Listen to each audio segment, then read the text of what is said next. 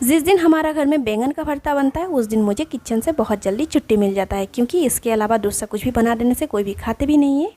क्योंकि ये बनता भी बहुत आसानी से है और खाने के लिए भी बहुत ही मज़ेदार होता है। इसके लिए ज़्यादा कुछ नहीं करना है, बैंगन और टमाटर को बीचों बीच में थोड़ा सा कट लगा लेना है। उसके बाद बैंगन के अंदर में थोड़ा सा लहसुन का कलिया और मिर्च डालकर बैंगन और टमाटर में थोड़ा सा सरसों का तेल लगा लेना है, ताकि बाद में इसका स्किन जल्दी निकल जाए। लो हीट में टमाटर और बैंगन को अलट पलट करते हुए अच्छे से सेक लेना है आग में। टमाटर और बैंगन अच्छे से पक जाने से इसका ऊपर का स्किन निकाल के छोटा छोटा कट कर लेना है। उसके बाद एक चॉप किया हुआ प्याज, थोड़ा सा चॉप किया हुआ धनिया